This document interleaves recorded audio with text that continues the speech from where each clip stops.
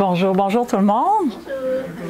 Alors oui, le titre aujourd'hui, l'habit de Jacob, un vêtement trompeur. Depuis que j'ai choisi mon sujet pour le message d'aujourd'hui, j'arrête pas de trouver dans les Saintes Écritures des textes où on parle de vêtements, d'habits, d'habillement. On dirait que c'est un thème récurrent dans la Bible. Et j'y avais pas fait attention avant, mais je suis certaine qu'après aujourd'hui, vous allez lire les Saintes Écritures et vous allez trouver des textes qui parlent d'habillement, de vêtements. Et vous allez, je l'espère, avoir un nouveau regard sur ces versets. Donc, dans le deuxième chapitre de la Genèse, le dernier verset de Genèse chapitre 2, on nous parle comment étaient vêtus Adam et Ève. Ou plutôt, ça nous parle de l'absence de leurs vêtements.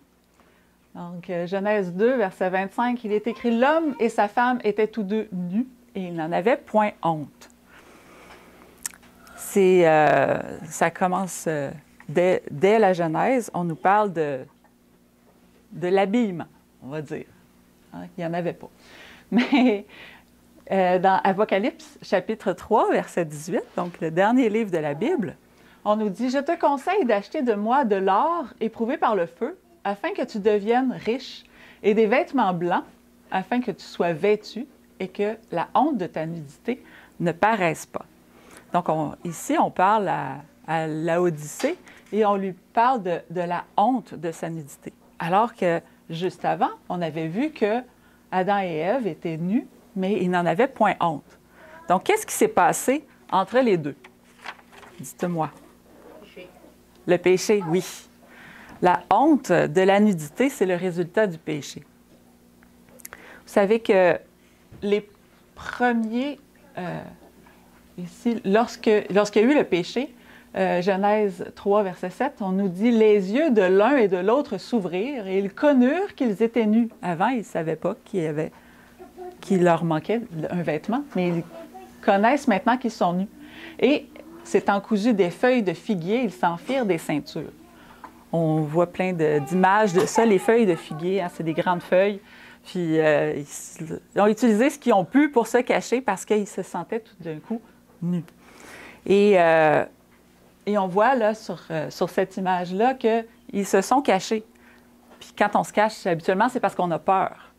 Donc, ils avaient peur de quoi? Bien, de se retrouver face à face avec Dieu, parce qu'ils sentaient qu'ils étaient nus tout d'un coup, ils ne pouvaient pas se cacher. Donc, ils se sont fabriqués les premiers vêtements hein, suite au péché. On voit ici la même image où ils sont en train de se cacher. Et plus tard, on voit une conversation entre Adam et Ève, et ils ne sont plus habillés avec leurs feuilles de figuier parce qu'il s'est passé quelque chose entre ces deux moments-là. C'est Dieu est allé à leur rencontre et il les a cherchés, il les a appelés et il leur a fourni d'autres vêtements que leurs feuilles qui s'étaient faits. Et ces vêtements étaient des vêtements de peau. Donc, il y a un animal qui a dû mourir pour leur fabriquer ce vêtement-là. Et cet animal, bien, il représentait Jésus, l'agneau de Dieu qui viendrait mourir pour les péchés de la race humaine. Puis c'est probablement un sujet de conversation qui a été assez récurrent entre Adam et Ève. Lorsqu'ils ont eu leur premier enfant, ils devaient probablement croire que c'était l'enfant de la promesse. Mais non, hein, on sait que Jésus est venu beaucoup plus tard. Mais de père en fils, d'une génération à l'autre, l'espérance de l'accomplissement de la promesse habitait le cœur de chaque parent. On sent toute l'importance de ce fils aîné à la lecture de toutes les multiples généalogies de la Bible. On nous dit qu'un tel eut un fils, et voici son nom, et il eut aussi des fils et des filles dont on ignore le nom. Donc l'aîné, on sait son nom, il y a une grande importance, et les autres, mais c'est comme, bon, il y en a eu d'autres. Et à son tour, l'aîné a engendré un fils. Et ben, c'est ça, de génération en génération, dans la généalogie, on nous parle du fils aîné. Vous connaissez l'importance du droit d'aînesse dans la Bible. Voilà. C'est une histoire probablement que vous connaissez bien. Et je m'imagine qu'il devait avoir un petit stress lorsqu'une femme était enceinte et qu'elle sentait qu'elle avait des jumeaux. Elle ne pouvait peut-être pas en être sûre totalement tout de suite, hein, il n'y avait pas d'échographie dans ce temps-là. Mais lorsque, dans Genèse chapitre 38, on nous parle d'un accouchement de jumeaux, on nous dit que la sage-femme avait attaché un fil cramoisi au poignet du premier qui avait sorti un membre, parce que tout d'un coup, c'est celui-là est l'aîné, c'est celui qui a fait la brèche. Et après, bien, finalement, ça n'a pas été lui qui est sorti en premier, c'est l'autre. Mais il était resté l'aîné parce que c'est lui qui avait sorti le bras le premier. Donc, on voit cette préoccupation-là au moment de la naissance. Il y a aussi une autre femme dans la Bible qui a eu des jumeaux, et c'est Rebecca, la femme d'Isaac. Et elle sentait qu'il y avait comme une lutte dans son ventre. Ces deux enfants qui luttaient l'un contre l'autre. Déjà, un enfant, quand on a un seul enfant à la fois, on sent qu'il bouge. Imaginez quand il y en a deux et qu'ils ne sont pas en symbiose, mais plutôt en affrontement. Et Dieu lui a prophétisé que ces deux enfants deviendraient deux nations, dont le plus grand serait assujetti au plus petit. Donc, l'aîné serait assujetti au plus petit. Et le premier de ces deux enfants qui est sorti, bien, c'est Ésaü. Son nom, Ésaü, veut dire poilu, velu. Et c'est le premier, c'était l'aîné. Donc, c'est lui qui devait avoir le droit d'aînesse. Et bien, le deuxième, Jacob, qui est né quelques instants après, parce qu'on nous dit que Jacob, lorsqu'il est né, bien, il n'est pas sorti la tête en premier, lui aussi, il est sorti un bras en premier, parce qu'il tenait le talon de son frère. Et c'est pour ça que Jacob, on l'a appelé Jacob, parce que ça veut dire celui qui tient le talon, ou aussi traduit par supplanteur. Supplanteur, ça veut dire celui qui prend la place de. Certaines versions vont aussi traduire Jacob par trompeur ou usurpateur. Oui, c'est ça. Donc, supplanteur, c'est peut-être un terme qu'on utilise moins en 2024. Mais ces deux enfants, bien que jumeaux, étaient totalement différents. Un était roux, l'autre un était poilu, l'autre, on dit qu'il était pratiquement imberbe, là, je ne sais pas, il était normal, là, mais il y avait quand même une barbe là-dessus. C'est sûr qu'il n'y a pas de photo de l'époque, mais ils étaient non seulement physiquement différents, mais ils avaient des goûts différents. Un aimait la chasse, il aimait être dans le bois, il aimait courir, être à l'extérieur, faire probablement des travaux à l'extérieur, et l'autre, Jacob, préférait rester à la maison. On dit que Jacob était casanier, hein, casa, il restait à la maison. Donc, il faisait la cuisine, il s'occupait des choses à la maison. Et bien, on nous dit que les deux enfants étaient chacun le chouchou d'un des parents. Donc, Ésaü, l'aîné, le fils aîné, était le chouchou de son père, Isaac. Et il l'admirait probablement pour sa force, son côté explorateur, son côté d'aller à l'extérieur, le côté chasseur en lui. Et celui qui restait à la maison était probablement plus tranquille, plus réfléchi, c'était le chouchou de la maman, Rebecca. Alors, ouais, c'est pas pour tous les parents avoir un chouchou dans nos enfants, c'est vraiment pas une bonne idée. C'est d'un enfant à l'autre, ils le sentent et même parfois même ils l'imaginent. Même si on n'a pas de chouchou dans nos enfants, les enfants pensent toujours qu'il y en a, que l'autre est le chouchou. Et à un moment donné, bien, Ésaü était parti à la chasse et on suppose qu'il est revenu bredouille parce que lorsqu'il est revenu, il crevait de faim et il voulait manger quelque chose. Et il a senti l'arôme indescriptible du potage aux lentilles de Jacob. Et il lui a dit, « S'il te plaît, donne-moi, je vais mourir de faim.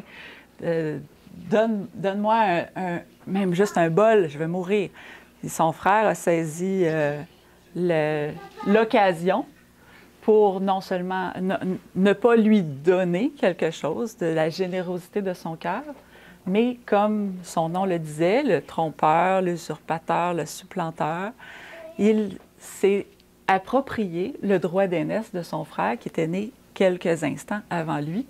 Probablement que ça devait le chicoter. Et il a échangé le droit d'aînesse contre un potage aux lentilles. Et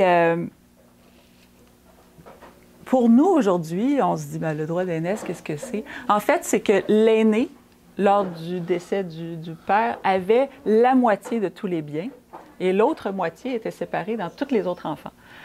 Alors, c'était quand même quelque chose de considérable. Dans le cas où est-ce qu'il y en avait 2 enfants, bien, moitié-moitié, c'est pas si... ça fait pas une grosse différence. Mais il devenait quand même, l'aîné devenait le chef de la famille. Donc, il y avait... C'était pas seulement des biens, mais c'était aussi un statut qui venait avec ça. Il y avait des grandes familles. Il y avait des grandes familles à l'époque, oui, c'est ça, c'est sûr. Mais on voit que Ésaü, en échangeant son droit d'aînesse contre un bol de soupe, il a méprisé le droit d'aînesse. Puis, pour Dieu, c'est quelque chose d'arrogant, c'est quelque chose de blasphémateur, c'est quelque chose de grave, parce que ça voulait dire qu'on méprisait le Sauveur à venir. On méprisait cette promesse-là que l'aîné, que de l'aîné sortirait le Sauveur du monde. Donc, c'était quand même quelque chose de grave, même si on pouvait dire « Oh, c'est juste un potage aux lentilles ». Et bien, les années ont probablement passé. On ne sait pas combien de temps sépare cet événement-là de l'autre événement qui nous est raconté, où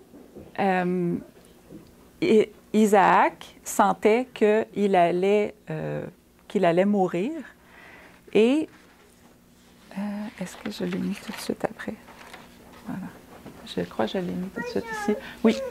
Donc, Isaac, sentant que ses derniers moments étaient arrivés, a demandé à son fils Ésaü, son aîné, d'aller chasser quelque chose, de lui préparer un mets d'un gibier qu'il allait trouver et qu'il allait pouvoir manger ce repas-là, puis bénir, donner la bénédiction paternelle à Ésaü.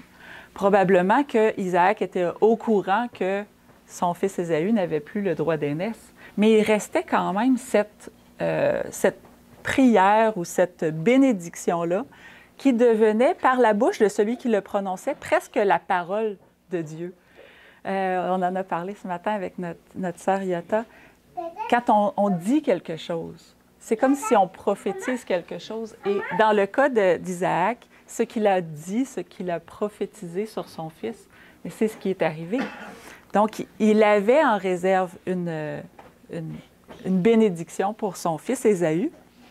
Et pendant qu'Ésaü était parti à la chasse, Rebecca, elle avait entendu, elle, qu'est-ce qu'était le plan d'Isaac, de bénir Ésaü. Elle préférait que ce soit son chouchou à elle qui reçoive non seulement le droit d'aînesse, mais aussi cette bénédiction-là.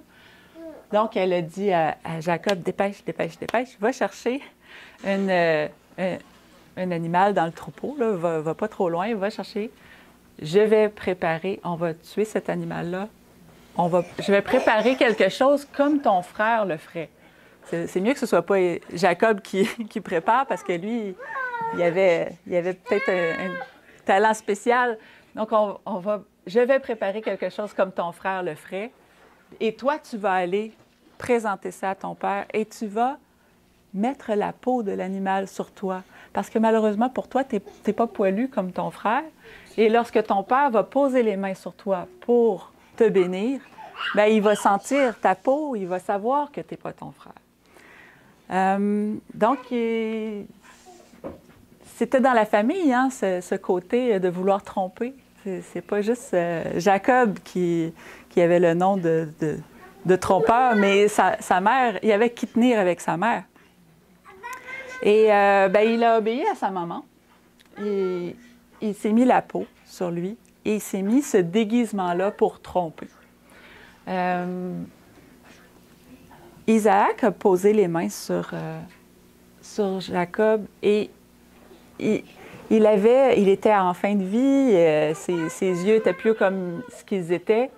Et il essayait, il dit, mais j'entends la voix, j'ai l'impression que c'est Jacob, mais je touche et c'est probablement qu'il avait mis les vêtements de son frère. J'ai l'impression, mes sens me disent que c'est Ésaü, mais il y a quelque chose, il y a une petite voix qui lui disait qu'il se faisait tromper, berner. Et on a des moments comme ça, hein, où est-ce que il ne faut pas se fier à nos sens, mais il faut écouter la voix de Dieu dans notre cœur. Et Dieu, il était en train de l'avertir, c'est pas le bon, tu es en train de te faire tromper, mais il a continué avec les sens et le toucher. Et il a béni Jacob. Et lorsque il a fini de manger son repas et que Jacob s'est dépêché de partir parce que là, son frère arrivait pour préparer le repas et il s'est rendu compte qu'il n'y avait plus non seulement le droit d'aînesse, mais aussi cette bénédiction-là. Il a supplié son père, est-ce qu'il n'y a pas une petite bénédiction en réserve pour moi? Et c'est ça, on voit que Jacob, il a mis un vêtement, un déguisement pour tromper son père. On a tous probablement eu affaire à des gens comme ça qui ont voulu nous tromper. Dans Matthieu 7, verset 15, il est écrit « Gardez-vous des faux prophètes. Ils viennent à vous en vêtements de brebis, mais au-dedans, ce sont des loups ravisseurs. » Vous voyez la petite tête, la petite bête du loup qui essaie de se faire passer pour un mouton. On a des gens comme ça autour de nous qui essaient de se faire passer pour ce qu'ils ne sont pas. Et Dieu nous met en garde contre ces gens. Mais est-ce que ça nous arrive à nous de vouloir se faire passer pour ce qu'on n'est pas? Je cherchais une image d'un loup qui se prend pour une brebis, puis j'ai trouvé cette autre image. J'ai trouvé celle-là, j'en ai trouvé plusieurs d'ailleurs, mais j'ai trouvé l'autre. Vous allez peut-être trouver qu'elle est extrême, mais je vous la présente. C'est une image qui est censée être un petit clin d'œil, mais ça dit ici qu'il y a des gens qui se préparent de cette façon pour aller à l'église. Donc, c'est un loup qui se dit, je m'en vais à l'église, alors je mets ma peau de brebis. J'espère que c'est pas notre cas à nous, quand on passe toute la semaine à agir non comme la brebis, mais contre des loups, prêts à manger ou à gripper tout ce qui passe, s'approprier tout et ne pas partager, alors que Dieu nous invite à être humbles et à vivre ensemble. Un troupeau de moutons, ça ne se fonce pas les uns sur les autres, ça broute tranquillement ensemble, puis c'est paisible.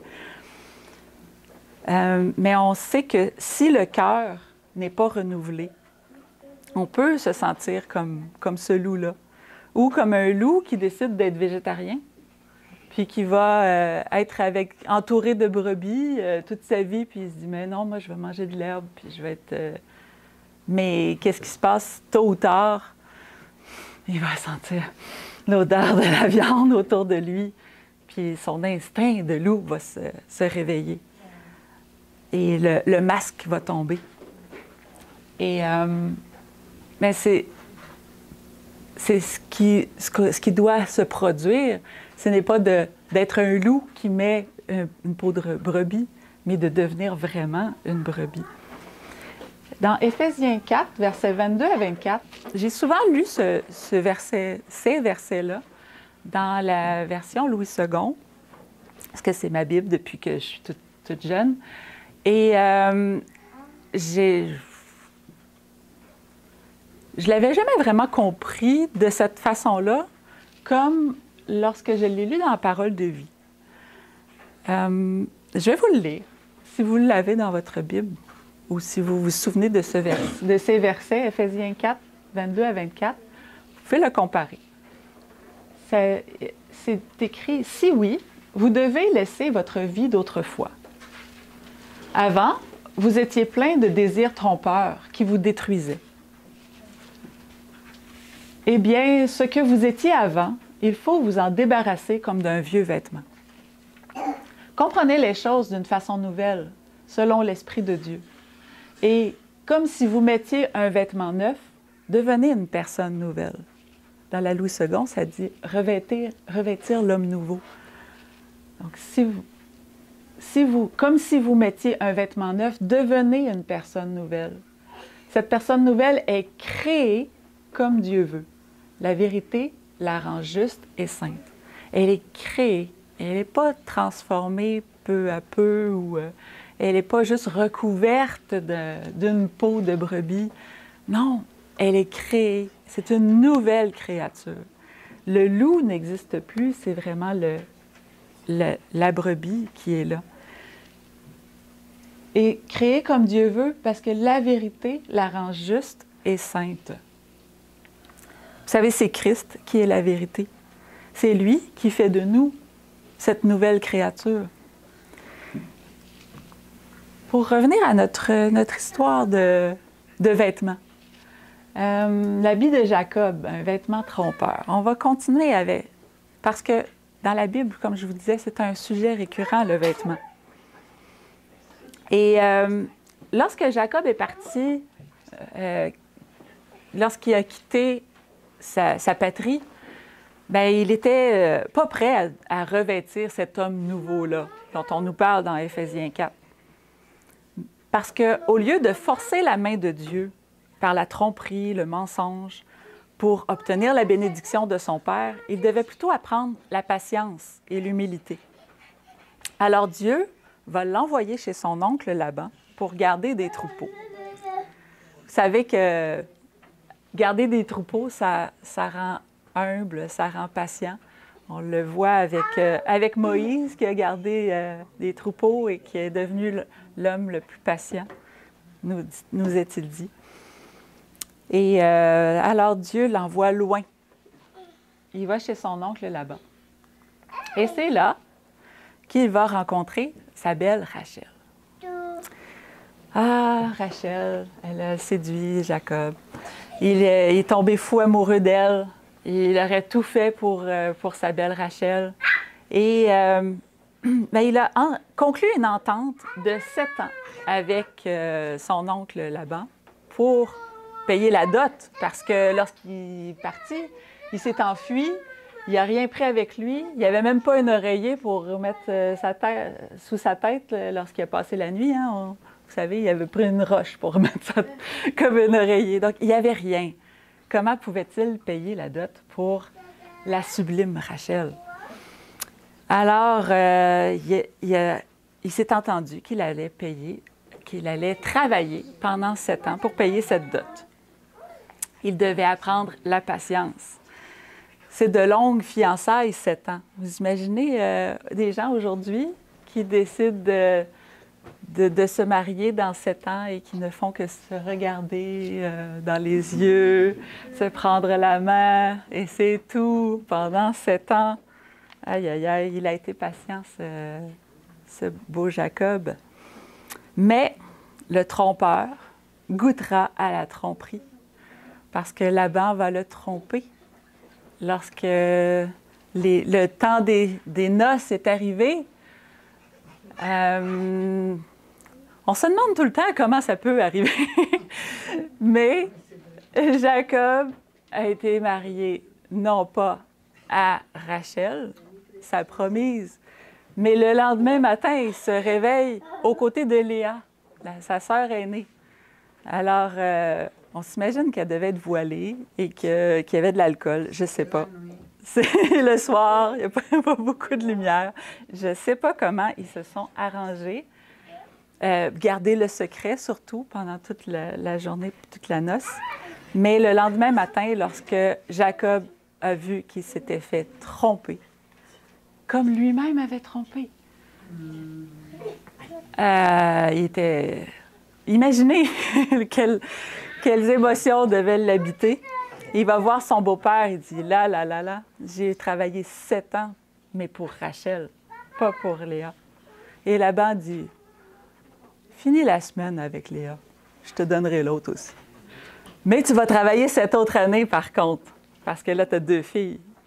Donc, ça fait 14 ans, oui, pour travailler chez Laban pour ces 2 filles-là.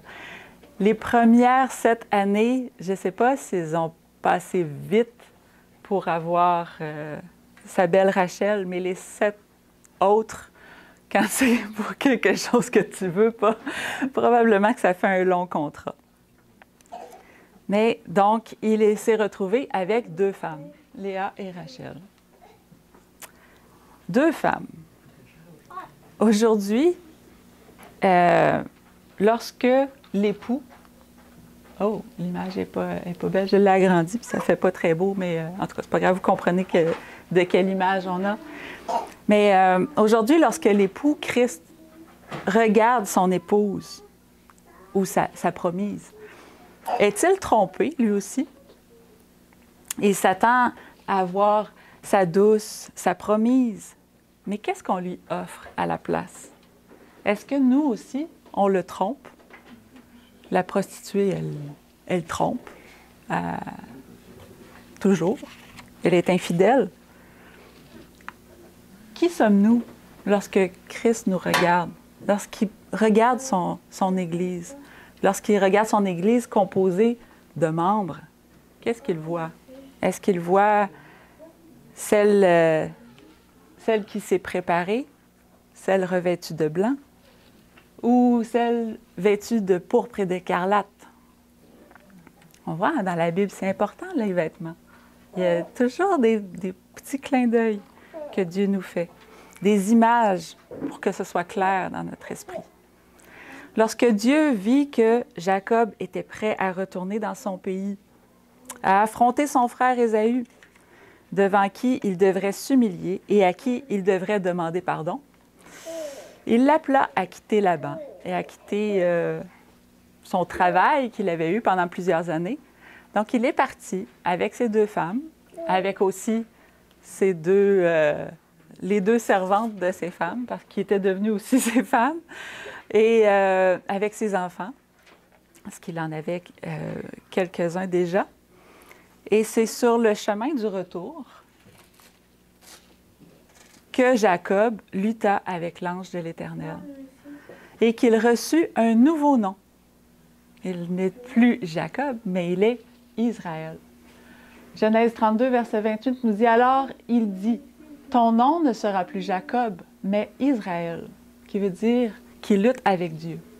Car tu as lutté avec Dieu et avec les hommes et tu as vaincu. » Il n'était plus l'usurpateur, il n'était plus le trompeur, l'homme fourbe qui avait dû fuir tant d'années auparavant. Mais il revenait avec un cœur repentant. Il savait qu'il avait fait du mal. Il savait que son frère serait probablement encore fâché. Il ne revenait pas en... mais il revenait avec des présents. Il envoyait devant son frère pour adoucir son cœur et dans le but de demander pardon. C'est pour ça que sur le chemin, l'ange de l'Éternel est allé à sa rencontre et il lui a donné un nouveau nom.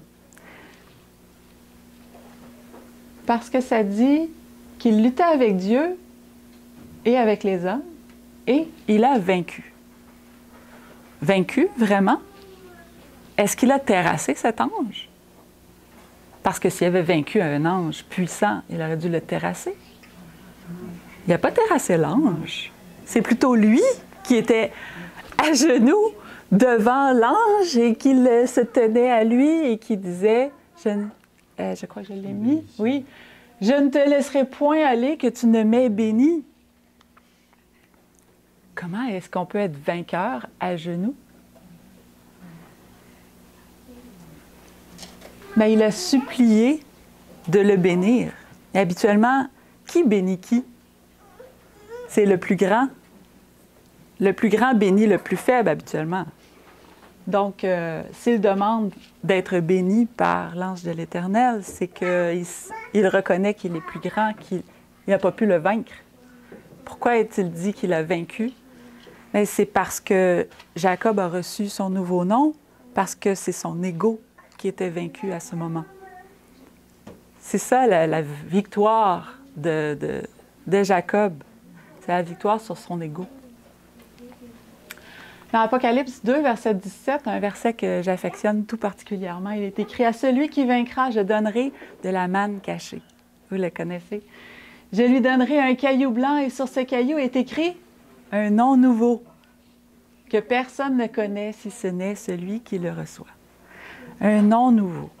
Nous recevrons un nom nouveau selon quelle aura été notre bataille, notre lutte sur cette terre. Avec quel aspect de notre ego est-ce qu'on a lutté? Quel aspect de notre caractère a un visage de loup ou un cœur de loup? Celui qui doit disparaître. J'ai hâte de savoir qu'est-ce que ça va être mon nom. Parce que je sais qu'il y a beaucoup de traits de caractère qui ont besoin d'être annihilés. Annihilés, pas polis. Complètement enlevés pour que le caractère de Christ puisse devenir le mien. Mais c'est un miracle, ça. C'est pas par mes propres forces que je peux faire ça, c'est sûr et certain. Et malgré que Jacob a reçu ce nouveau nom, bien, il a continué à avoir des péripéties avec des vêtements. Alors, je vais vous présenter cette image-là. Vous connaissez l'image. Jacob, malgré qu'il ait déjà eu 10 fils et une fille aussi, avant la naissance de Joseph, enfanté par Rachel, sa bien-aimée, il semblerait que le cœur de Jacob, que dans le cœur de Jacob, la place de l'aîné était occupée par Joseph. C'est pas l'aîné, mais c'est l'aîné de Rachel, par contre. Il n'avait pas appris la leçon de ne pas avoir de chouchou. Il offrit une splendide tunique de multiples couleurs à son fils Joseph. C'était peu judicieux de sa part. La jalousie inonda le cœur de ses frères, des frères de Joseph plutôt. Dieu bénit Joseph par l'envoi de rêves et d'avertissements. Et s'ils avaient été écoutés et compris, et peut-être aussi expliqués avec moins d'orgueil, ils auraient été une bénédiction pour toute la famille. Il allait survenir, vous le savez, une famine sur tout le pays. Et la famille de Jacob aurait eu amplement le temps de s'y préparer et d'engranger des vivres, d'engranger tous les surplus qui les auraient par la suite enrichis, eux, au lieu d'enrichir l'Égypte, s'ils n'avaient pas rejeté et fait taire le petit frère, le petit prophète. Mais les frères de Joseph, bien, ils ont médité de le tuer, de l'éliminer. Par contre, Judas a eu une idée. Il s'est dit, et si on le vendait à la place? Il y a une caravane de Madianites qui passe. On ne le reverra plus. On l'a envoyé loin, loin, loin.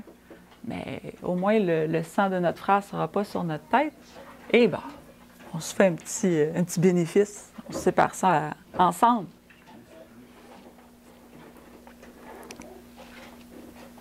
Mais il fallait quand même expliquer ça au père.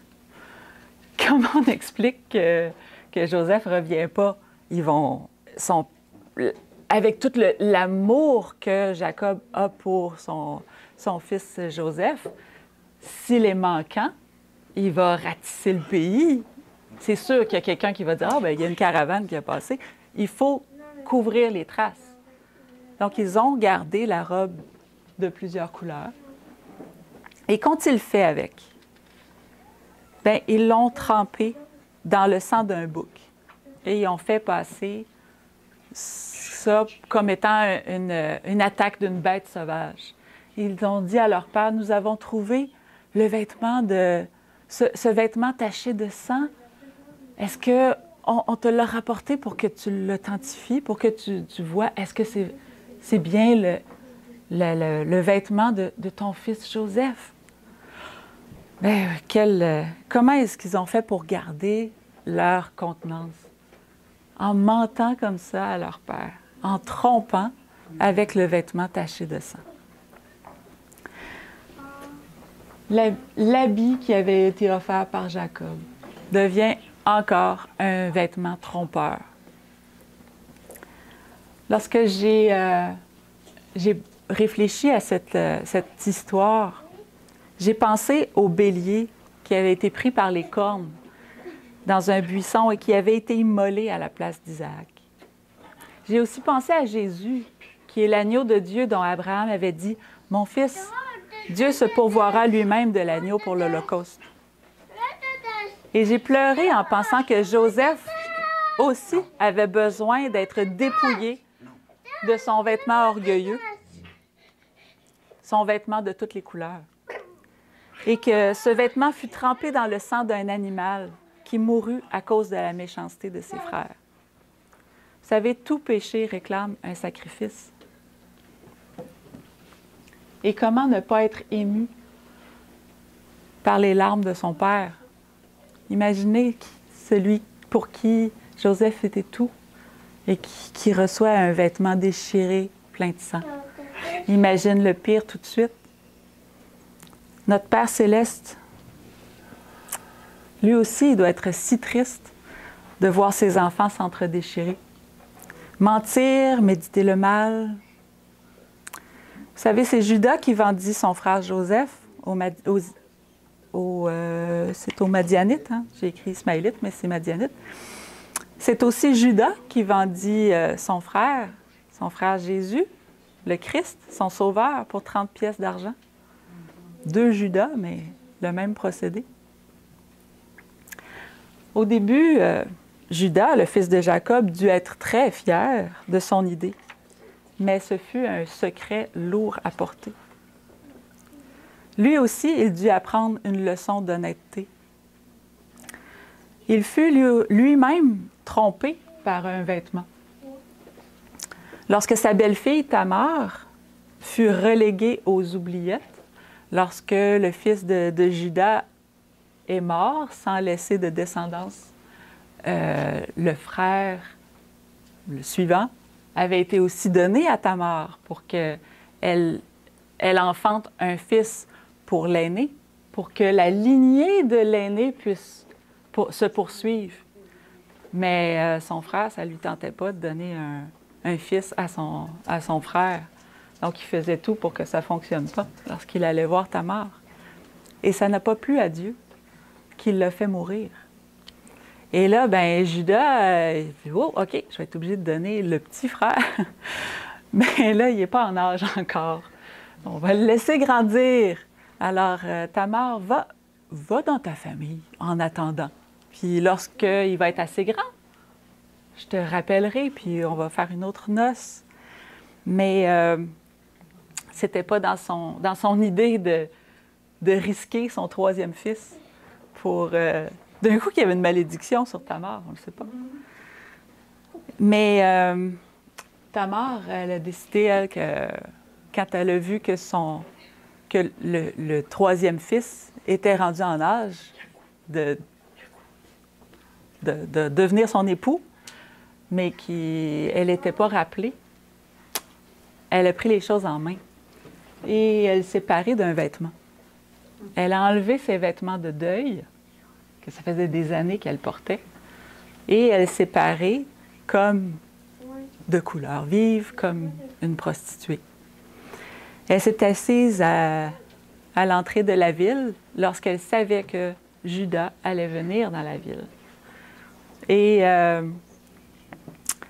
Judas, il l'a confondu vraiment avec une prostituée, probablement parce qu'il était moins préoccupé par son visage que par le reste. Et lorsque il est venu le temps de la payer, il a dit, j'ai rien avec moi, mais je pourrais te donner un chevreau, mais je ne l'ai pas avec moi.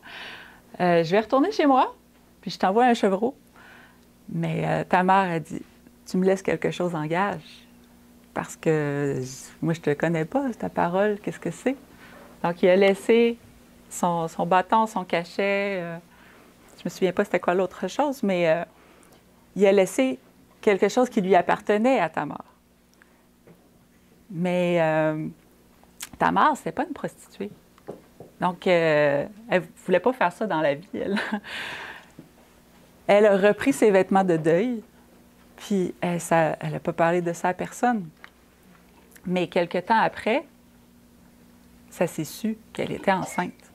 Et c'est venu aux oreilles de Judas qui a dit « Hey, faut la mettre à mort, cette infidèle! » Alors, lorsque c'était le temps de la mettre à mort, elle a fait appel à lui.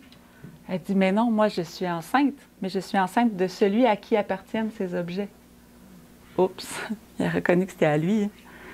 Et il a dit, il a reconnu que Tamar était plus juste que lui, parce qu'il avait refusé de lui donner son troisième fils, là, comme il était supposé faire, et pour donner une postérité à son fils aîné. Et c'est Judas lui-même qui était le père de cet enfant-là, l'enfant qui allait remplacer le fils de son aîné, autrement dit. Il était le père de l'enfant à naître. Et, excusez-moi, j'ai perdu ma... OK, ici. Donc, Judas, malgré lui, dans cette histoire, il fut un type de ce jeune frère, de Jésus, hein, ce jeune frère, notre frère, qui doit donner une postérité à l'aîné de ses frères, Adam. Mais Judas, qui donne une postérité à son aîné, à lui, là, il n'est pas le petit frère, il est le père. Alors, si on voit comment Dieu voit de loin, Jésus, oui, il est le descendant d'Adam, mais il en est aussi le père. Il est le père d'Adam, il est son créateur. En Judas, cette image-là s'accomplit à merveille. Et vous savez que Judas est le grand arrière-arrière-grand-père de Jésus. Hein? Jésus est de la tribu de Judas.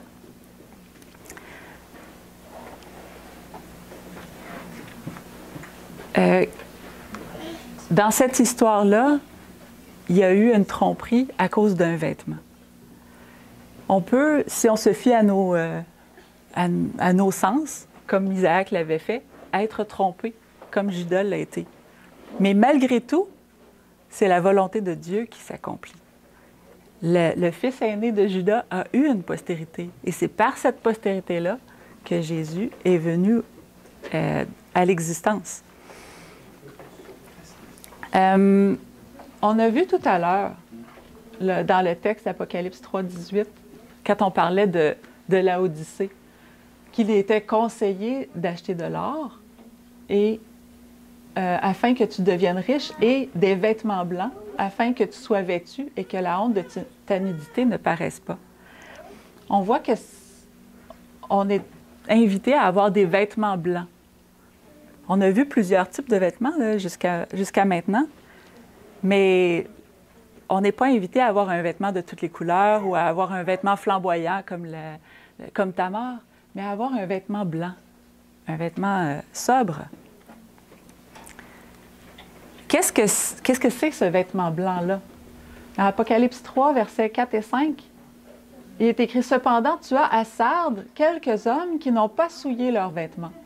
Ils marcheront avec moi en vêtements blancs, parce qu'ils en sont dignes.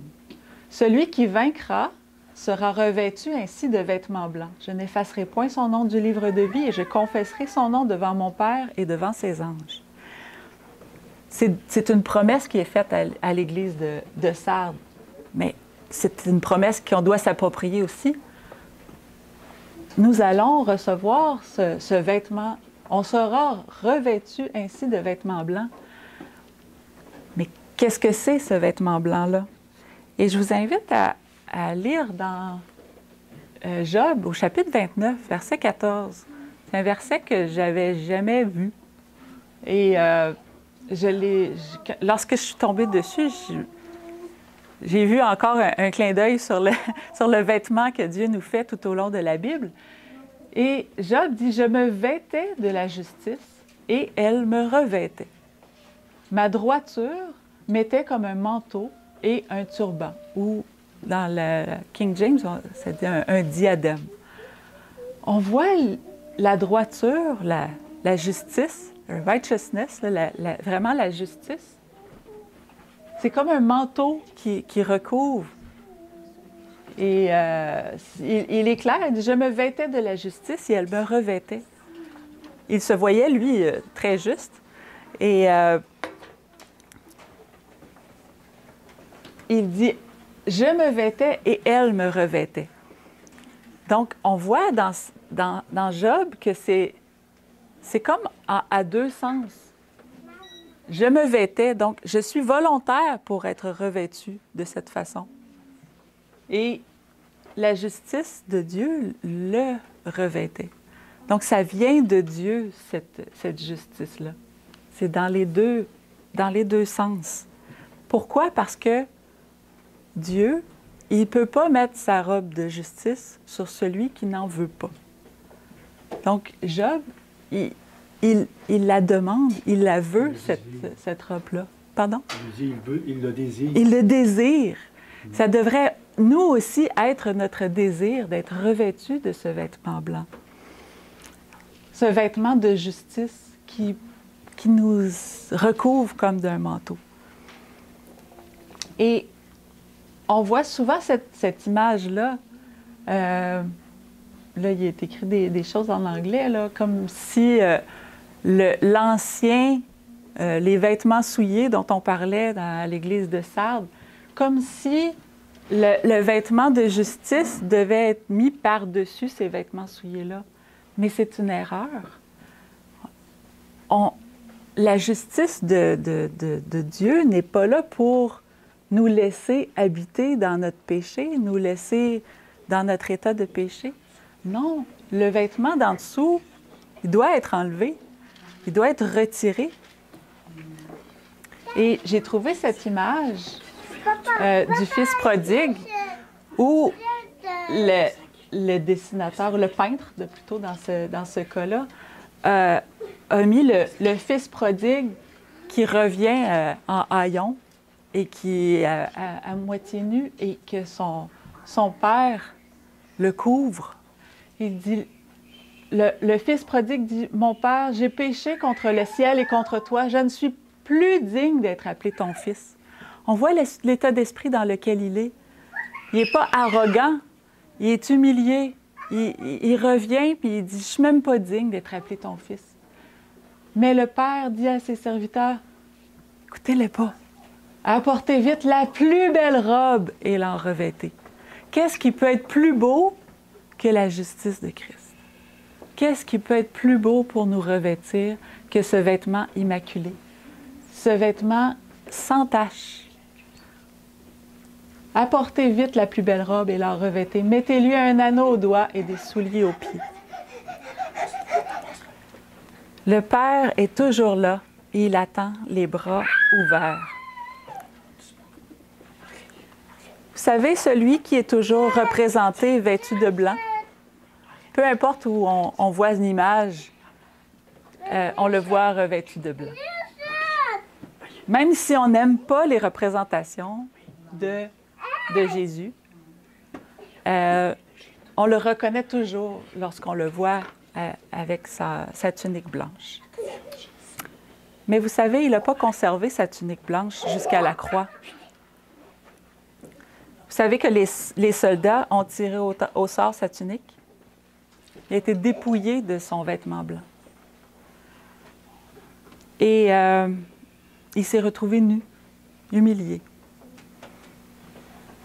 Un vêtement lui fut donné, par contre, pour l'insulter. Un vêtement de pourpre et d'écarlate. Comme un vêtement de roi, pour le roi des Juifs. Mais c'était pour l'insulter qu'on lui a donné ce vêtement-là. Pas pour cacher sa honte ou sa nudité. Non, on l'a flagellé, puis on lui a mis un manteau par-dessus. Ça devait être tellement agréable. 1 Pierre 2, verset 22 nous dit « Lui qui n'a point commis de péché, et dans la bouche duquel il ne s'est point trouvé de fraude. » Sa tunique blanche, il aurait pu la garder, mais elle lui a été retirée. Et en échange, on lui a donné un vêtement de pourpre et d'écarlate. Est-ce qu'il y a un personnage dans les images que je vous ai montrées tout à l'heure qui était vêtu de pourpre et d'écarlate? La femme prostituée. Pas Tamar, mais l'autre, celle qui est Babylone. Celle qui est remplie de toutes les impuretés, l'impudicité. C'est une insulte qu'on voulait faire à Jésus. Il a perdu son innocence pour revêtir notre condamnation. Et on demande à la foule, choisissez entre le Christ, humilié, et Barabbas à côté. On dirait même qu'il y a une couronne sur la tête. Barabbas, le fier, la tête haute. Nous avons tous à choisir. Choisir nous aussi entre ces deux états d'esprit. Lequel désirons-nous être? Humilié, celui qui est humilié, dont l'ego est mis à mort, ou Barabbas, celui dont l'ego reste bien en vie, temporairement, on s'entend. Le fils prodigue, lui, il ne serait jamais revenu vers son père s'il avait jugé que son comportement avait été juste. Il a reconnu qu'il avait mal agi. Il a reconnu qu'il aurait été mieux de rester avec son père. Comme nous tous, si on restait avec notre père, on ne ferait pas toutes les bêtises de cet enfant rebelle. De même, Jacob ne se serait jamais réconcilié avec son frère en gardant son caractère trompeur et fourbe. Il devait devenir Israël pour revenir habiter en Canaan. Et c'est la même chose pour nous. Si on reste avec cet esprit de Jacob, cet esprit de usurpateur, de trompeur, celui qui est le loup et qui se met sa peau de brebis, sa peau de mouton. Il n'y a pas de place pour nous en Canaan. Non, le vêtement qu'on doit avoir, c'est celui que Christ avait. Celui qui lui a été retiré, mais qui veut nous redonner. Son vêtement qui a été trempé dans son propre sang pour être blanchi.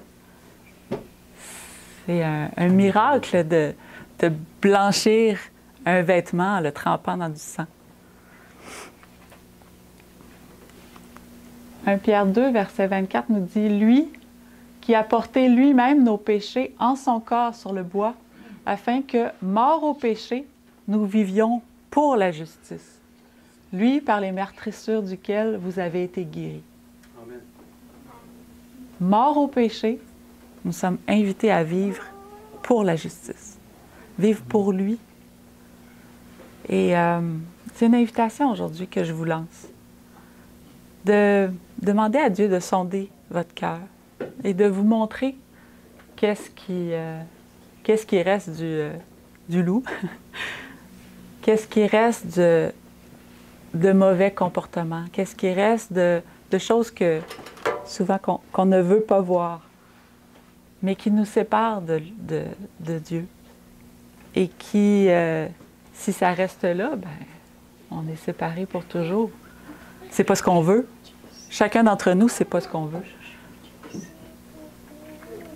Mais si Christ a accepté de faire ce geste, de prendre notre place, il nous demande aujourd'hui seulement d'avoir la foi que l'échange, il l'a déjà fait.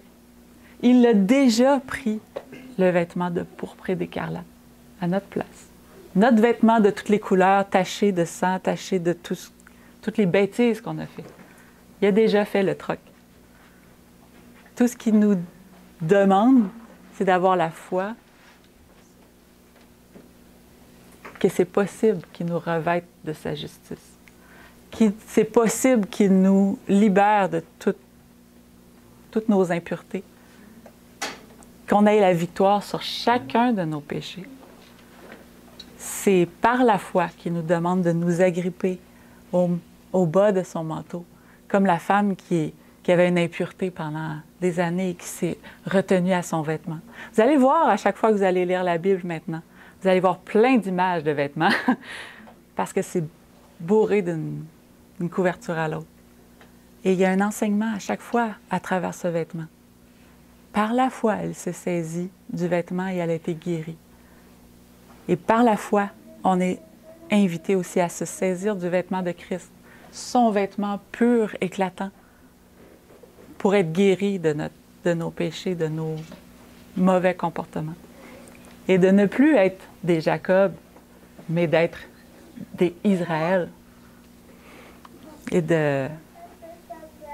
d'avoir vaincu, d'avoir réussi à déposer à ses pieds notre ego. C'est la lutte la plus forte qu'on a à faire sur cette planète, c'est contre nous-mêmes. C'est contre notre ego. Puis toutes les promesses à chacune des églises de l'Apocalypse, des 7 églises, à celui qui vaincra. Mais c'est à vaincre contre quoi? Contre qui? Contre notre ego. Approprions-nous ces promesses, approprions-nous par la foi la victoire qu'il veut nous, de laquelle il veut nous revêtir. Je ne sais pas si c'est une phrase qui se tient, mais il veut vraiment nous revêtir de sa justice. Et saisissons-la. Et si c'est votre désir, comme le mien, je vous invite à vous mettre à genoux et on va prier ensemble.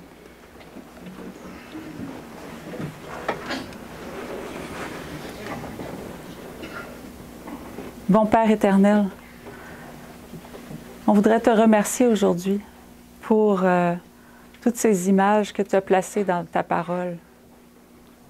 Ces paraboles qui n'ont pas toujours le titre de parabole, mais ces images qui parlent à notre cœur et qui veulent nous enseigner et qui veulent surtout nous attirer de plus en plus à toi. Bon Père, on voudrait déposer à tes pieds toutes nos failles, tous nos fardeaux, tous nos mauvais comportements, nos mauvais traits de caractère, tout ce qui nous sépare de toi, Seigneur. On voudrait en ce moment le déposer à tes pieds. Et si on n'est pas capable de le faire, on te demande, Seigneur, de le faire pour nous. Seigneur, prends-nous tout entier. Aide-nous à chaque jour à demander que notre volonté ne soit plus notre volonté, mais la tienne qui soit exprimée en nous. Que notre volonté soit la tienne. Que notre ego puisse être anéanti et qu'on puisse être victorieux, vainqueur comme Israël. Et bon Père, on voudrait s'approprier de cette promesse que tu vas le faire en chacun d'entre nous.